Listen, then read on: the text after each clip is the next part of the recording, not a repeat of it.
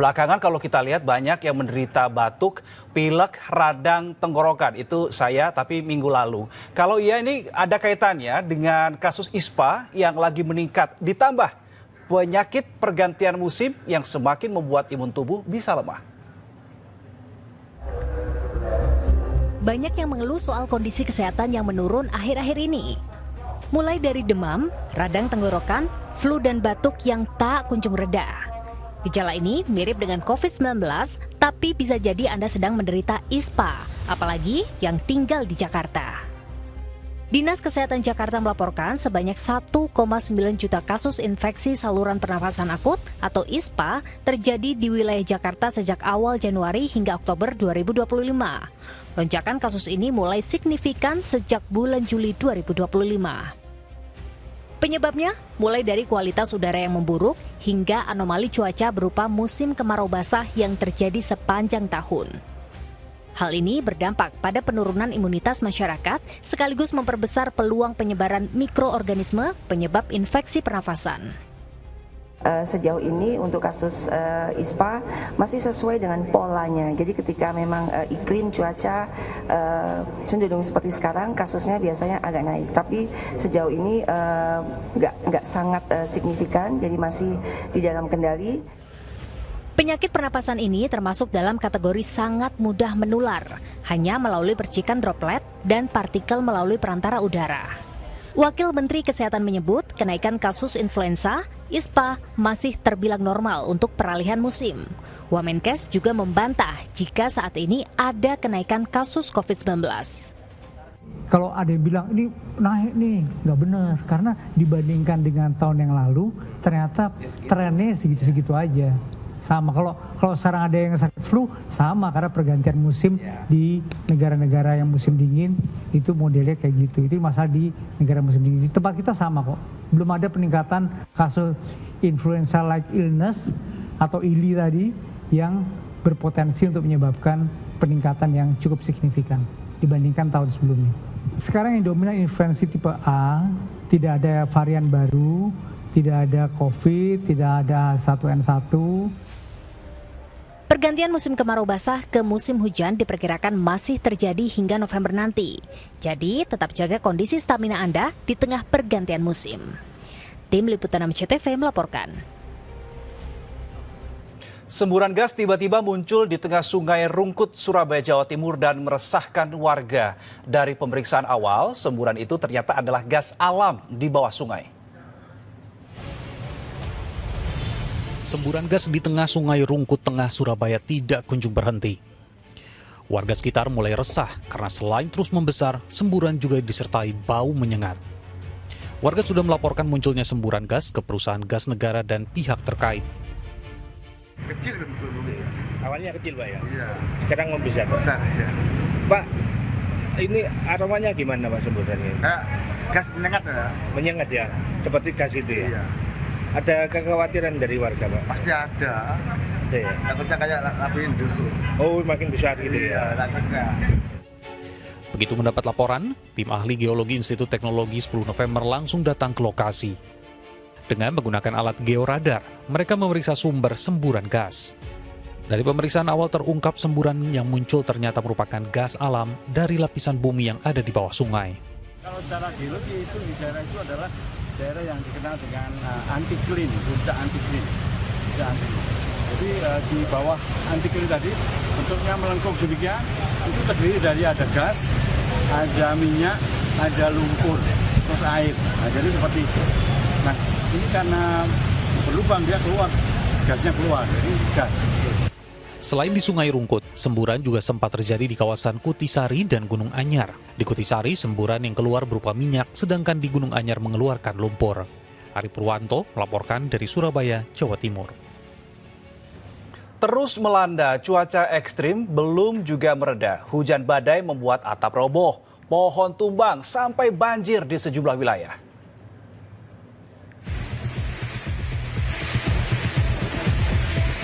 Hujan deras disertai angin kencang menerjang Madiun, Jawa Timur.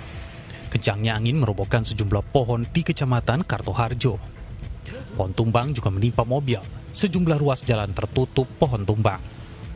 Atap beberapa rumah warga berterbangan akibat kencangnya angin. Cuaca ekstrim juga membuat acara jambore sekecamatan Sawahan porak-poranda. Sejumlah tenda ambruk, kursi berserakan. Panggung besar yang akan digunakan pembukaan oleh Bupati Madiun roboh. Sebagian anak-anak ada yang masuk tenda, seperti anak-anak saya masuk tenda. Tapi itu ketika di tenda ada yang nangis, kan anginnya banter sekali gitu. Panik Bu ya? Iya, anak-anak panik. Terus apa? Tapi alhamdulillah bisa dikondisikan, anak-anak saya juga ajak berdoa.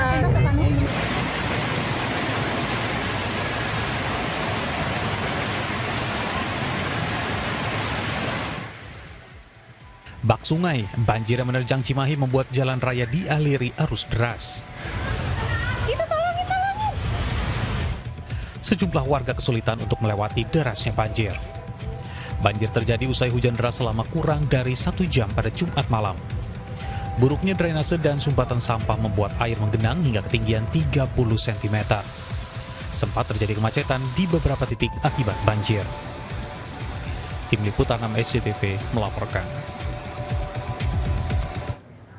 Buat pecinta anime bisa menghabiskan akhir pekan ini di Cosplay Expo kawasan GBK Senayan. Nah, di sana sudah ada Agisha yang ikutan bermain kostum. Agisha, selamat siang, lagi cosplay jadi apa nih kira-kira?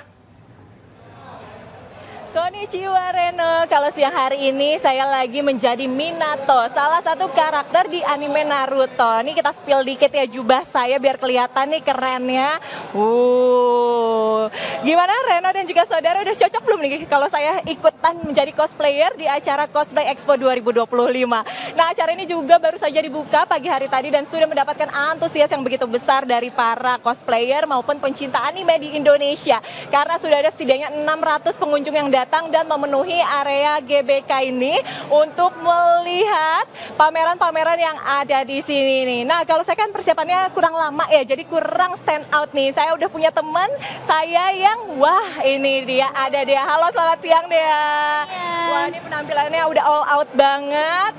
Lagi jadi karakter apa hari ini? Aku lagi jadi Violet. Oh, Violet. Iya. Violet nih karakter dari games, anime atau apa sih? Dari anime. Oh, anime apa? Iya.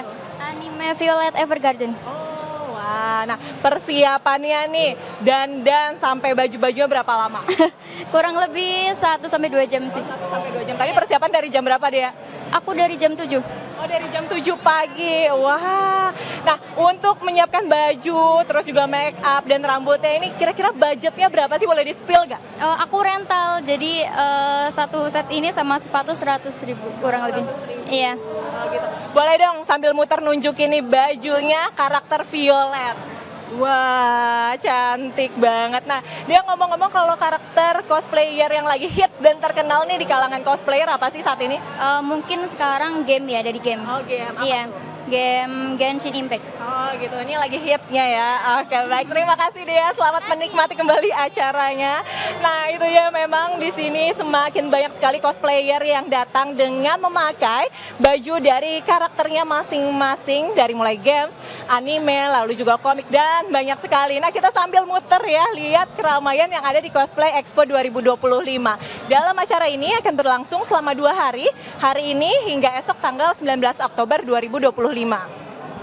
Lalu juga banyak sekali acara yang bisa dinikmati oleh para cosplayer yang ada di Jakarta ataupun Indonesia sekalipun, karena kalau tadi saya sempat menanyakan bahkan mereka datang dari luar kota untuk menikmati acara ini dan bertemu dengan cosplayer ataupun komunitas-komunitas di Jepangan lainnya. Hari ini juga akan ada sejumlah penampilan dari idol grup lokal maupun band yang akan memeriahkan Cosplay Expo 2025. Nah Reno ataupun saudara nih ya, biar hari Sabtunya nggak kerja doang, bisa ya untuk datang ke sini dan ikut memeriahkan acara ini. Sementara demikian Reno kembali ke studio. Nyindir saya nih biar gak kerja doang, full kerja kalau saya soalnya. Terima kasih Agisha. Selesai melihat budaya Jepangan, sekarang saya ajak jalan-jalan ke sebuah pedesaan yang semuanya nih serba pink. Dari mulai pohon, hamparan rumput mulus sampai gunungan pasir.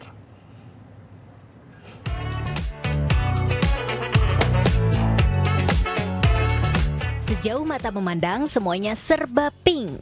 Musim gugur biasanya identik dengan nuansa warna orange atau kuning keemasan, tapi tidak dengan pedesaan di Korea Selatan ini. Puchan Herb Island, pedesaan yang didedikasikan untuk menanam herba Mediterania ini, telah disulap menjadi taman bunga untuk festival Muliping. Hamparan merah mudanya berasal dari rumput muliping yang tengah bermekaran. Semakin menarik dengan pohon-pohon yang menjulang berwarna senada. Tak cuma pemandangan yang memanjakan mata, seluncuran di bukit pasir berwarna pink juga jadi daya tarik anak-anak. Beberapa dari pengunjung sengaja datang mengenakan baju merah muda supaya senada dengan nuansa festival serba pink. 되게 핑크색이 테마인 것 같아서 오늘 딱 맞게 입고 온 것 같다 이런 생각을 했고 또 부모님들이 좀 자연 이런 걸 좋아하셔서 또 온 거를 잘했다 생각이 들었습니다. It's interesting and it's beautiful. And this is like there is no such as this place in Indonesia, so that's why I'm so excited about this. Nggak cuma jadi rekreasi keluarga, tempat ini juga jadi spot favorit buat foto-foto. Festival Muliping ini jadi destinasi wajib bagi wisatawan yang datang ke Korea Selatan di musim gugur. Berniat menyambut kedatangan Gubernur Jawa Barat Deddy Mulyadi, sejumlah ibu-ibu ini justru kecewa. Mereka kecopetan nih saat berdesakan, dompet dan uang hilang. Kedatangan Gubernur Jawa Barat Deddy Mulyadi berjalan seperti biasanya. Warga antusias menyambut pemilik sapaan akrab KDM tersebut. Warga berebut foto bersalaman dengan KDM. Tapi di balik kerumunan itu ada sejumlah ibu-ibu yang kecewa. Bukan karena nggak dapat foto, tapi karena dompetnya hilang. Ibu kecopetan juga? Ada? Pakai tasik. Tercatat setidaknya ada 4 emak-emak yang kehilangan harta bendanya. Kok ringan ini tas saya gitu, pas dilihat kok udah gini. Astagfirullahaladzim. Ya? Oh, yang hilang apa aja, Ibu? Dompet. Dompet, terus? Isinya ATM 3. ATM 3, surat-surat. Surat-surat STNK. STNK motor anak saya. Terus sama SIM A. Pas ini teh udah gini, udah buka gini, mau masukin ini. Uang nggak ada, dompet nggak ada. Di dompet itu selain STNK apa aja, Bu? Uang, ATM, BPKB, SIM. Ini bukan kasus pertama. Jadi pelajaran untuk kita semua, kalau sudah di tempat keramaian, kudu waspada. Jangan lengah dengan barang-barang yang kita miliki. Eko Setiabudi melaporkan dari Tasikmalaya, Jawa Barat. Yang ini bikin geleng-geleng kepala. Ketahuan pada saat mencuri motor, ada seorang maling ini nekat naik ke atap rumah warga karena takut jadi bulan-bulanan warga. Tapi saat sembunyi, atap rumahnya jebol.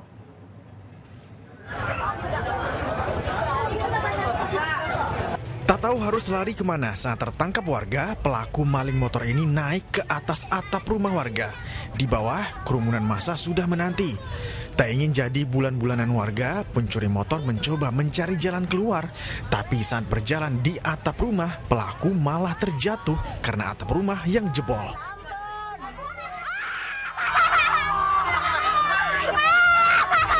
Pelaku sempat jadi sasaran amukan massa, tapi polisi langsung mengamankan pencuri motor itu.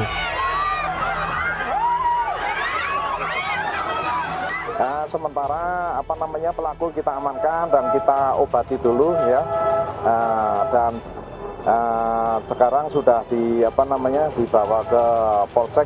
Sempat mencuri atau apa? Sempat ngambil motornya juga, dan kabur gitu. 2 rumah warga rusak setelah atapnya jebol oleh pencuri motor. Polisi menyebut pelaku juga seorang residivis di kasus yang sama. Iwan Kurniawan melaporkan dari Bogor, Jawa Barat. Yang ini sejumlah aksi maling mobil terekam. Dari aksi kilat pecahkan kaca untuk ngambil barang berharga di dalamnya, sampai ada juga yang berhasil masuk nih ke dalam mobil, tapi kekunci. Bukan seorang anak terkunci di dalam mobil yang jadi perhatian warga Cucuk Urang, Kota Tegal ini, tapi seorang pria yang diduga hendak mencuri. Gagal mendapatkan barang di mobil, ia malah terkunci di dalamnya. Aksi pelaku dipergoki pemilik mobil setelah alarmnya berbunyi. Ia berupaya kabur dari pintu samping, namun terhalang pagar. Warga pun terlanjur berdatangan. Polisi yang tiba di lokasi langsung menangkap pelaku beserta barang bukti besi untuk mencongkel pintu mobil. dengan kondisi mobil lampu hazardnya nyala. Kita keluar, memang ternyata di dalam ada orang tersebut, dan di mana barang bukti belum ada yang keluar. Alhamdulillah masih di dalam mobil. Kalau di Kabupaten Bandung, aksi pencuri barang di dalam mobil hanya dalam hitungan detik. Kaca mobil dipecahkan di parkiran sebuah pabrik di kawasan Tutuka Soreang dan pelakunya langsung menggondol tas berisi dompet, ponsel hingga uang tunai 25 juta rupiah. Usai beraksi, pelaku kabur dengan rekannya yang menunggu di motor. Berbekal rekaman CCTV, polisi masih memburu pelaku. Tim Liputan 6 SCTV melaporkan.